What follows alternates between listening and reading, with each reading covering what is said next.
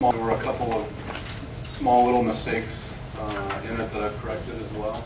And that's at this location on the web. I'll also have this URL at the end of my talk.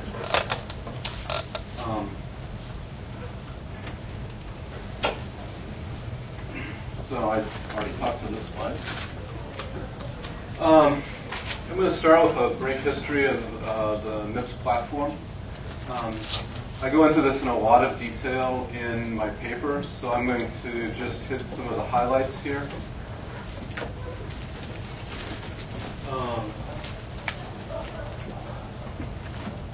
The interesting parts here are that there are two implementations of Mips. One's a 32-bit implementation, one's a 64-bit implementation that evolved over time. Initially, each of the implementations was cumulative with the prior implementation. So a Mips 6 or Mips 5 processor would implement everything that Mips 4 implemented. And over time, this was decided that not to be such a good idea. So the latest Mips ISAs that are available are Mips 32 and Mips 64. And those define a base set and a number of options that can be added. Options for DSP processing, options for multiple instruction execution at the same time, SIMD sorts of things. And so that's kind of the history of the Mips in a nutshell. The other interesting piece that has happened with Mips, the original Mips ISA didn't define the TLBs and all that and how that was interacted with the CPU, so there were a number of variations over time. And when the newer embedded Mips ISAs were created, that information was specified as well, so that it's easier to write one kernel that will run on each of the processors. After they got some experience with the different processors, they updated the spec to come up with Mips 32 R2 and Mips 64 R2.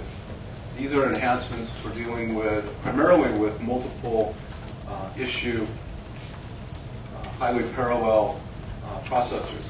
One of the things you would have to do prior to that, when you were changing a TLB, you would execute a number of no-ops so that the processor pipeline would flush. And on Mips R4000, you knew that it was 6, and on an R10000, you knew that it was 12. But on some of the newer processors, you really didn't know how many you had to execute because so many things were executing in parallel. So they created some new instructions to help you out with that. Plus a couple of other things to make embedding a little easier. And those are the four ISAs that FreeBSD primarily targets, are the embedded Mips ABIs. The ISAs for prior Mips chips probably would work with FreeBSD Mips. Nobody has taken the time to make them work. The other interesting thing back in Mips history is there are a number of different ABIs.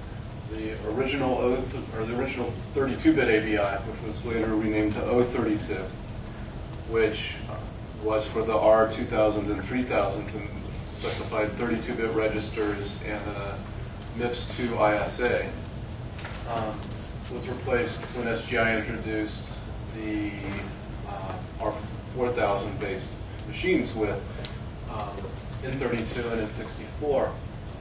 Now, N64 is a fairly straightforward 64-bit ABI. There's nothing really all that weird about it, except the one weird thing for all Mips ABIs is that they specify all the code, all the library code has to be PIC code, even for static linking. N32 is a weird hybrid, and I'll get into that a little bit later, but it's a ABI that's designed to allow transition from old code to new code. In this context, old code to new code was code written before 1995 or so. to new code, anything written since then with 64-bit. But it has a number of interesting idiosyncrasies that happen when you try to fit a 32-bit ABI into 64-bit registers. And that'll become important later when I talk about some of the work that Cavium has done.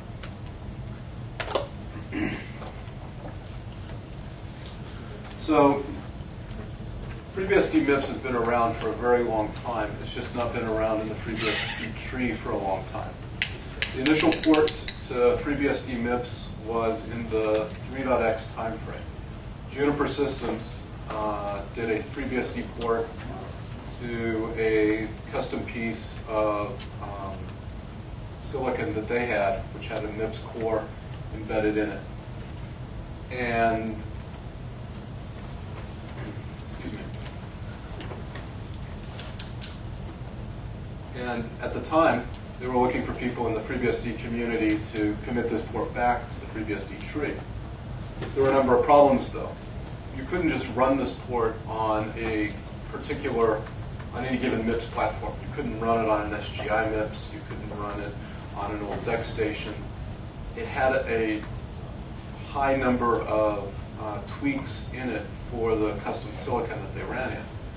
So, interest in the developer community was, yeah, we'd like a MIPS port, but we don't have any hardware to run it against, and it would be a big effort to take the code that you've done and move it to the platforms that we have access to. So there were a lot of talks back and forth in this time frame between members of the FreeBSD community and Juniper Networks, and it basically went nowhere. The first internet bubble crashed, so it languished everywhere except inside of Juniper, where they kept developing it and improving it over the years.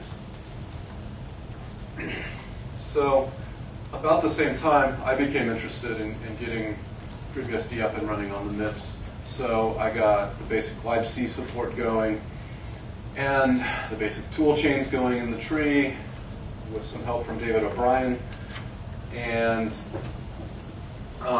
kept trying to talk up different people to try to get people with more time than I had to get interested in it and pick up the banner. And this was right after the internet bubble burst. People didn't have a lot of spare time. They were too busy just surviving to do a MIPS port. So consequently, the initial work that I had done in 1999 was removed 3 years later in 2002 when no progress had been made.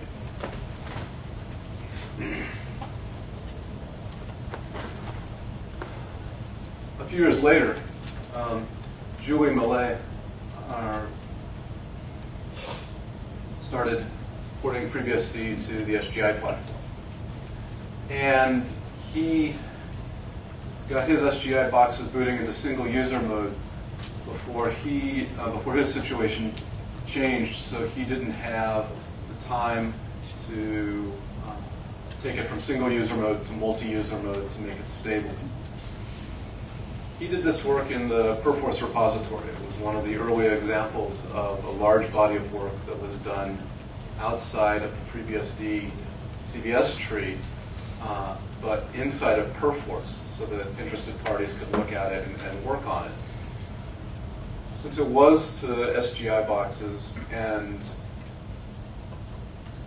at the time people felt that the SGI boxes it was targeting were obsolete, a lot of the developers in the community didn't really support this. Also,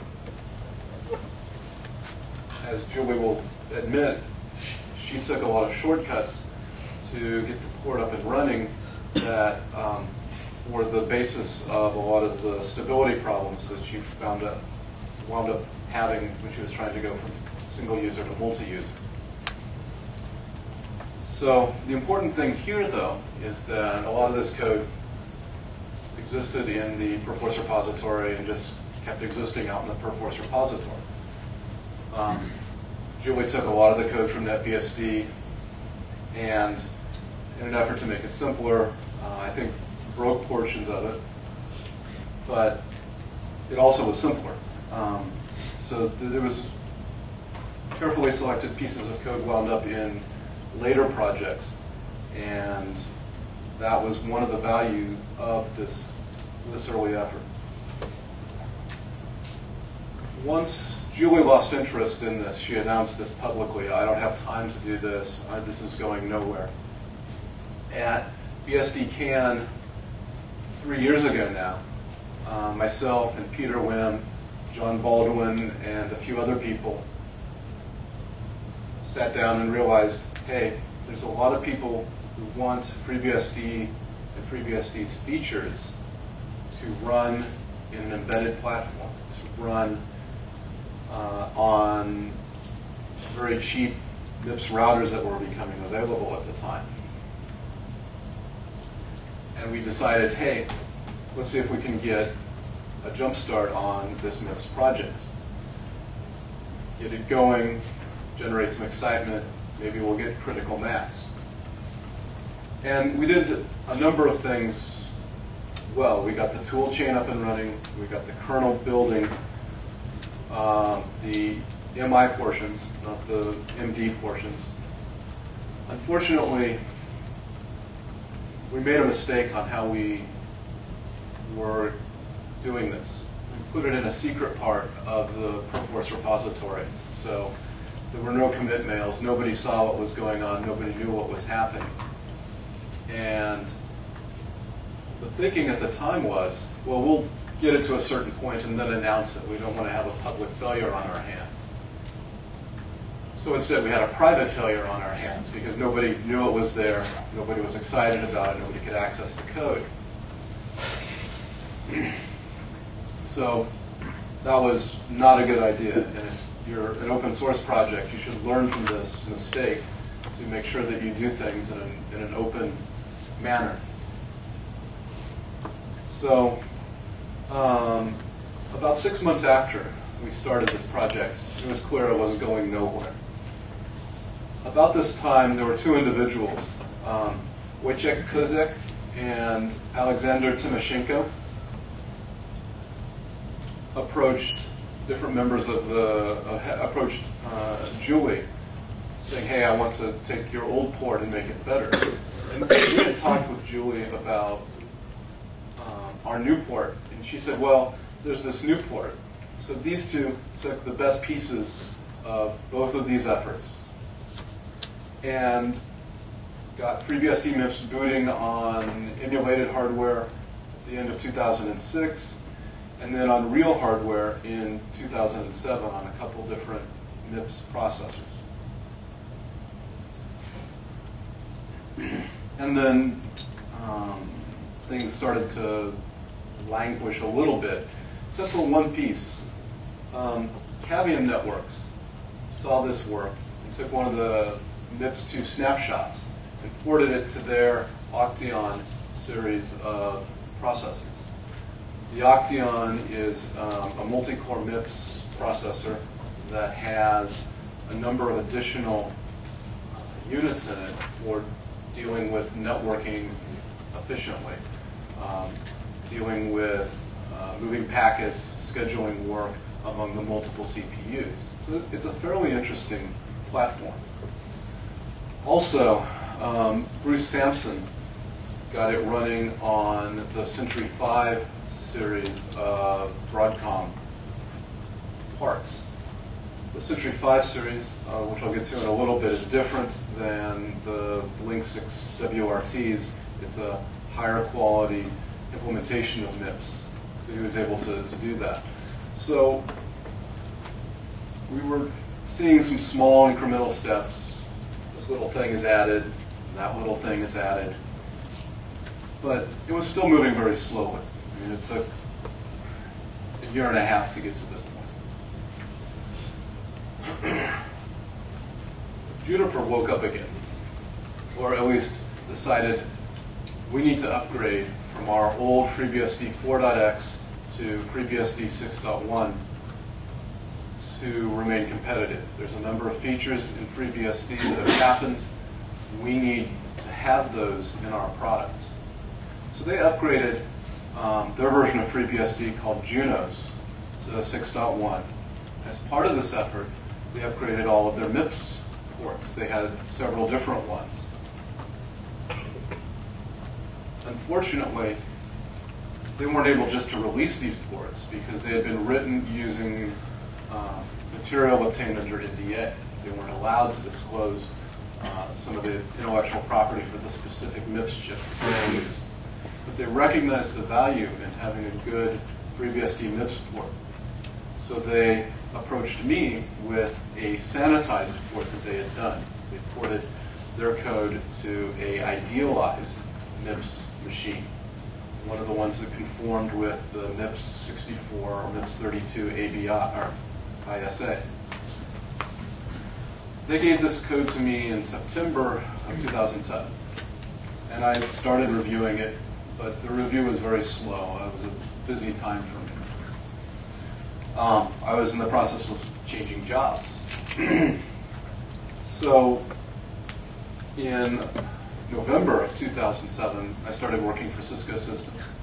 Cisco Systems had spearheaded an effort to put FreeBSD as the heart of the next generation of routers that they were producing, or at least for a couple of business units. And ultimately, that project was abandoned. But before it was abandoned, we got FreeBSD Mips up and going. We merged the Mips 2 code with the Juniper code. The Juniper code was very good for things like PMAP and VM system, the basic nuts and bolts of the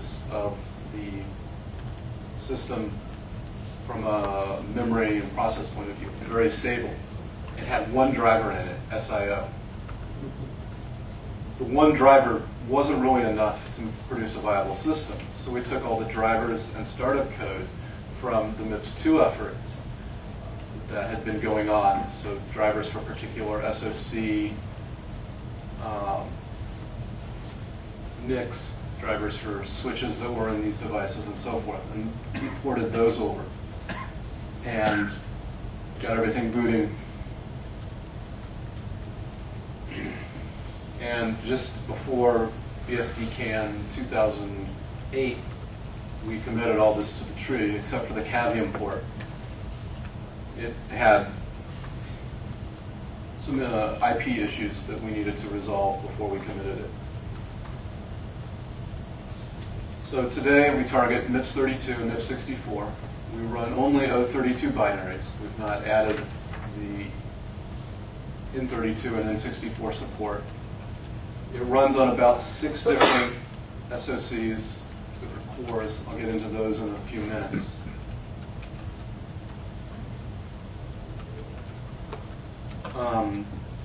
There's some SMP support for the different multi-core chips, but it's not well tested.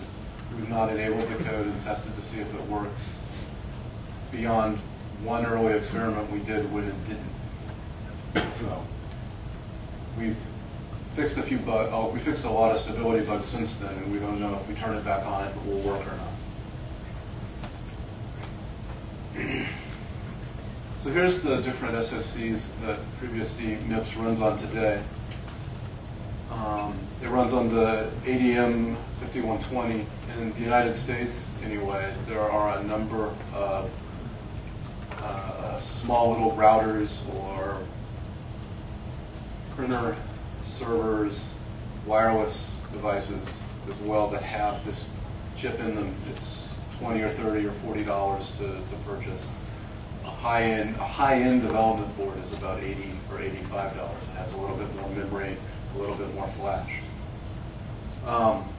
We also support one of the IDT network processors, as well as the Broadcom 5000 and 6000 cores.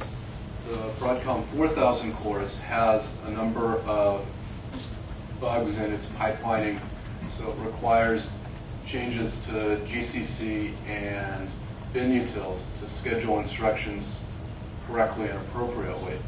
Unfortunately, these compilers, these changes were never donated back to the SFS or the FSF for inclusion in these projects in a timely fashion. So they're not in the base versions, and their patches don't exist for the versions of the compilers that are in FreeBSD. So in order to support this kernel, we would need to use some kind of out-of-tree tools. And in general, the project tries not to do that, although as we move into the embedded environment, we may be forced to do that more and more. So here's a rundown of the different pieces of the ADM 5120 that are supported.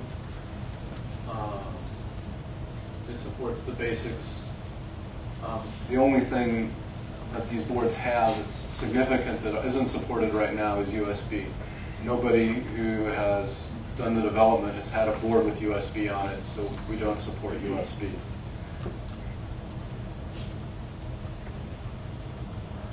On the IDT, the NIC and the Serial Console are working. There's support for adding devices on the PCI bus. The RouterBoard, the RB532, is one of the commercially available boards that has this chip on it. It's not a particularly common chip, but Wojciech Kozik had one of these laying around and decided, hey, I'll get FreeBSD working on that. It's well documented, and he was able to do this. Again, some more details on the Broadcom platform. The interesting thing to note here is that Broadcom Mips have are relatively unique in the embedded world. They have a way you can actually enumerate all of the devices that are baked into the system on chip. Most of the other systems that are available, you have to know, oh, I'm on an MPC 8548 PowerPC, I have this device at this address, this device at this address, and whatever. You have to compile in tables. The Broadcom products, you can go and ask what devices are out there and enumerate through them, and we support doing that. In a lot of ways, it's like PCI, where you can ask each individual device, what's your ID, and it comes back with an ID, and you can use that to select a proper driver for each of the devices. So the work that's currently underway, and this is in various degrees of completion, there's some work being done to get the Broadcom 6000 series working well. Cavium Networks has a full OCTEON port. It supports all the members of the OCTEON family. It supports all the auxiliary hardware that's on that, all their network and packet engine technology, all the crypto technology that the MIPS, their multi-core MIPS products have. The one problem, though, is that it was taken with the old MIPS 2 snapshot, and it's against FreeBSD that's about 22 months old now at this point. So even though the port itself is fairly good, it's a fairly old version of FreeBSD, so it's a lot of work to bring it forward. I'm working on the Audigy AU1X export, which is languishing for lack of time. Alexander Timoshenko has gone on to work with a couple other people whose names are escaping me, Dan White and yeah, just with Dan, on the new Atheros AR7000 and AR9000 parts. So this is just a laundry list of what I'm working on. You can read it, or I can read it. So I'll just go to the next slide.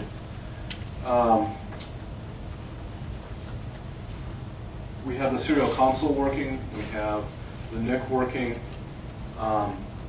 There's some stability issues that Alexander's looking into. He's trying to figure out what is what's causing the underlying stability issues. This work is being done in the FreeBSD SVN repository, although not in the main tree. One of the things that the project has done is it's transitioned most of the use of Perforce into Subversion. So there's a project's Mips tree that this work is being done in, if you wanted to check it out and look at it for yourself. The Cavium port I've talked about a little bit. It supports all three ABIs, but it's an either or. It doesn't support all three at the same time. You can either have an O32 system, or an N32 system, or an N64 system. So that portion of the port needs some additional work before we can roll it into the system. One of the other interesting things is that this port you can build entirely on a Linux system. You don't need a FreeBSD system to host it. Normally, with FreeBSD, you have to build FreeBSD on FreeBSD. People either have FreeBSD boxes or virtual machines around to build it.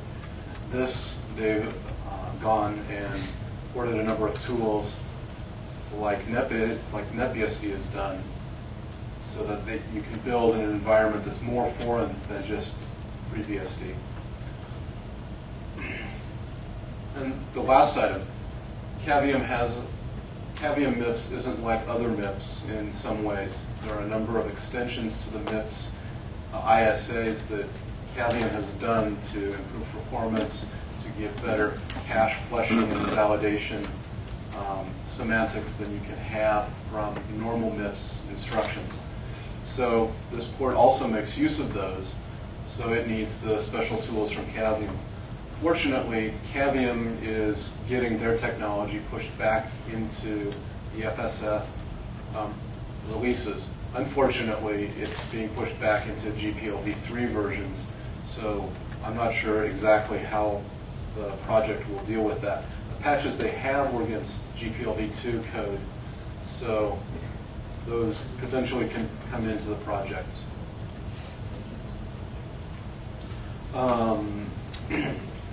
The RMI has a FreeBSD 6.1 port that they're trying to work with the project to get into the tree, to put hardware into the project cluster so that they can be well supported by the project. That code is not yet available. Even to the internal developers, we're still talking with them, trying to make it all happen.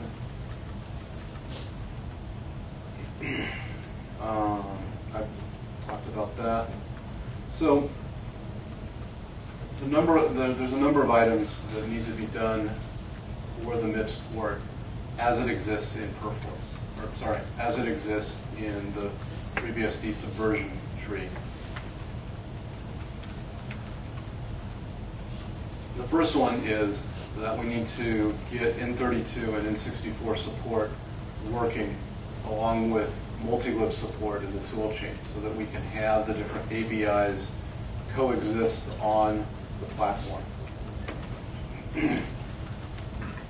We have a GXML emulation working configuration with FreeBSD Mips, so you can run FreeBSD Mips in emulation if you want to try it out or you're developing the code. QEMU is a little bit more widely deployed, and we'd like to have a configuration that works with that. Right now there's a number of problems relating to interrupts that need to be solved and looked at. We also need to have 64-bit PMAP support. There's some rudiments of that in the code right now, but it's not enough to bring up a full 64-bit kernel with 64-bit user space. And we need to take the SMP code either from the Cavium port or that's there and make it work so that we can take advantage of the multi-core processors. One of the nice things about the FreeBSD project is we've got good scalability on Intel, and we would presume that that scalability would translate to multi-core systems in the embedded world, and we would like to take advantage of all the work that's been done on Intel servers for the embedded space to try to capture some of the high-end embedded market. Finally, we need support for more system on chips. That's going to be a continuing battle. New parts are released all the time. FreeBSD needs to be ported to those. So that's, in the embedded world, it's a little bit different than on Intel, where everything's at a standard address, you have standard devices. In the embedded world, it's whatever's convenient for the embedded designer. They can save a little bit of money by putting something in a different location, they will. So each new processor, each new chip, each new ASIC that comes out, we need to take the time to sit down and get FreeBSD working on that. So that wraps up some of the general MIPS history and kind of the current status of where we are. I'm going to talk a little bit about some of the items that are relatively new to FreeBSD that make it attractive for embedding or running in an embedded environment. The PowerPC and ARM architectures have a number of things that have been added lately. Raffel was talking about some of the Freescale improvements for the multi-core high-end PowerClip chips. And in an earlier talk, there's some other things I'll talk about here in a second. One of the things that I just committed to the tree is the ability to build the system compilers for other architectures so you can use them as a cross-compiler natively rather than buried inside of the FreeBSD build system. Again, this is similar to a lot of the build technology that NetBSD has done for some time. And that is the first step towards making ports cross-buildable. Right now, there's three basic classes of ports. There are the ports that are really stupid. They just compile a lot of .C programs. Those are very easy. You point them at the cross-compiler, those just work. There's a class of ports that have been written specifically to understand the GNU naming conventions, and you tell it, I want to compile for an ARM for FreeBSD, and it knows how to find that compiler and build for you. Some of those ports work if you pass the right configure arguments on the command line. And then there's a class of ports in the middle that they build tools to build the rest of the port. And these tools need to run natively, but they don't have any support for cross-building. So it uses the target compiler to try to build the .h files or whatever, or the program to build the .h files or whatever they're using. But when that program goes to run, you get an error because you can't run an ARM binary on an x86 machine. Also in the third class of ports there's a number of ports that tried to do cross-compilation and got it wrong. So they just don't work. So some of the other things in FreeBSD that are interesting for the embedded world, we've started to get support for a number of different devices and technologies. I went into some of these in my paper. I'll highlight a few of them here. One of the most important is the NOR flash support.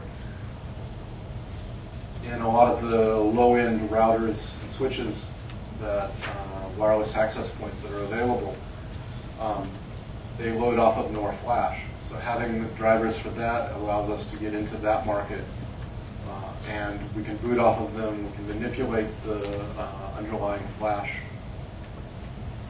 We do not yet have a flash file system. We really need one. I'll talk about that a little bit more. In the embedded world, pin count really, really matters. So a lot of the devices are serial devices. And FreeBSD has gotten better support for different serial protocols. We recently had a new USB stack integrated into the tree. We've had improvements to the I2C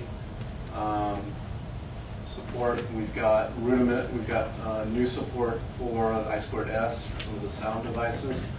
Found both in embedded systems and coincidentally on old Macintosh laptops. We've got support for the SPI bus, which is a synchronous bus used primarily with flash and a couple other specialized devices. For years, FreeBSD has also booted well off of a compact flash on an x86 machine. Well, in the embedded space, compact flash isn't very well favored because it's a 50-pin interface. But the SD cards that you find in your cameras are very well favored because it's a very small footprint. It also only has 9 pins. You can implement it, I think, in 4 or 5 pins, which makes it a fairly attractive, low-cost, high storage medium. And FreeBSD has a good SD stack. We recently added support for the high-capacity SD cards and for MMC cards. Finally, a lot of the embedded systems are wireless, have some kind of wireless technology. And FreeBSD has a fairly good wireless access point stack, written by Sam Lafleur. So I'm mentioning it here as well. Has a number of features that aren't widely deployed in other stacks. On PowerPC, there's a number of additional cores that are supported. In addition to the Freescale parts, which are the top portion, the E500 is it's called a Book E core. Raffles paper goes into this in a lot of detail, so I'm just going to skim over it. These are all the ones that are listed. Raffle also has been instrumental in driving some of the other PowerPC chipsets. The AMC 4400, or not 40, 440 support he's been working on. Has it booting single user, multi-user? Has it booting multi-user? USB. Off of a USB flash. Last summer, he sponsored a student. Is it the E300 or is it? Yeah, it's E300. Okay, to bring up. NC 5200. Okay. Yeah, to bring up FreeBSD on the MPC 5200, which is an E300 core. It has a number of differences to the 500 core. Like Raffle explained, there's a number of things that are optional or different in the specification that we need to code for. There's been some additional floating point support that's gone in, and there's work underway for the G5 Mac. Not an embedded power platform, but it's some additional PowerPC infrastructure that is going on. FreeBSD ARM has recently gotten Marvell support for all the different members of the Orion family. It's actually 3 families. Oh, it's 3 families. And Discovery. Okay.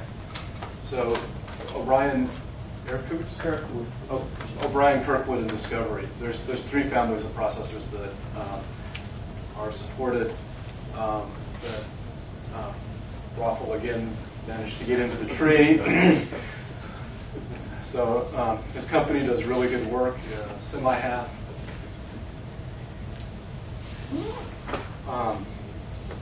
There's also support for the Samsung devices that are in the OpenMono phone and on a couple other boards. Sam Lafleur recently added support for the IXP 435 X-scale boards or chips. And there's some work underway to get the Cirrus Logic family of ARM 9 parts into the tree. Although that work is stalled, again, the volunteer working on it ran out of time, got interested in other things. So there's a number of things that the embedded world would be very happy if FreeBSD did. And the biggest one is probably the flash file system support. FreeBSD needs to have a flash file system. There's been a number of people talking about porting one from Linux or using the same on-disk structure as one of the Linux file systems. No reason to completely reinvent the wheel here. And in addition to some of the technical challenges we have, we need greater marketing and outreach and documentation to show people that this is possible and doable and a reasonable thing to do.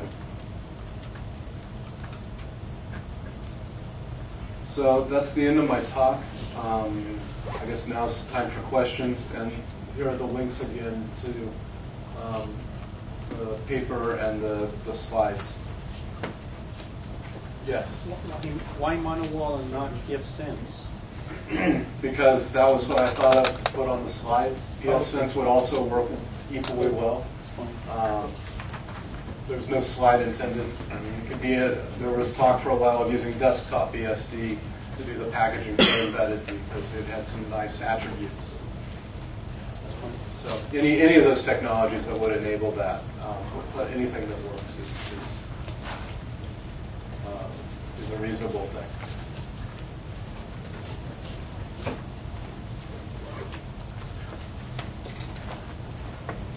Yes. Are there any difficulties in common with bringing up an embedded system from one SoC to another to a third, or is every bring up effort completely different in terms of implementation or the problems you run into?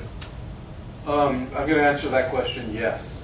There are a number of things that are unique to each individual SoC. There are quirks in the silicon. There are quirks in that core's implementation of the architecture you're trying to do. Those are almost never in common. You find crazy things.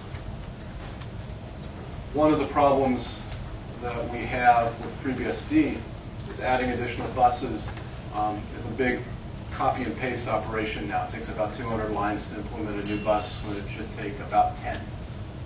So that's one thing that's in common with those, between bringing up the different processors. Also, you tend to use the same kinds of tools. You have a JTAG reader, a JTAG debugger typically if you've got a well-resourced operation to bring up the different processors, the different cores when you're doing the initial port.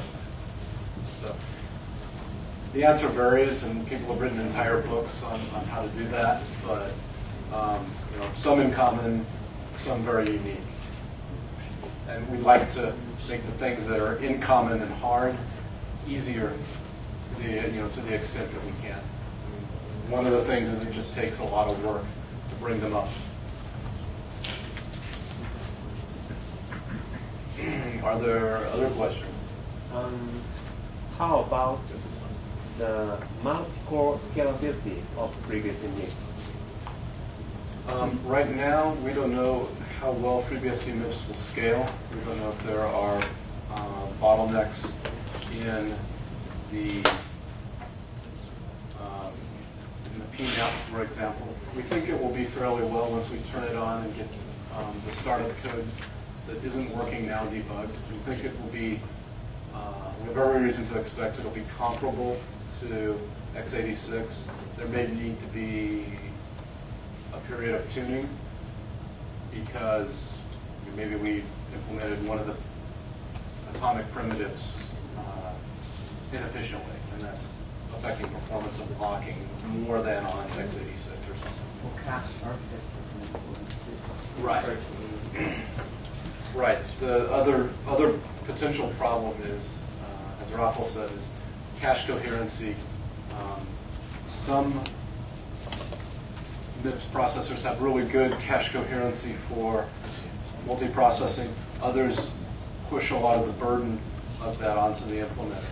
Cavium will probably scale fairly well because it is a fairly coherent, at least in the MIPS world, a fairly coherent cache policy and architecture. That's really the only MIPS one that multi-core MIPS that I'm really familiar with and can comment on. So I don't know how the others will work.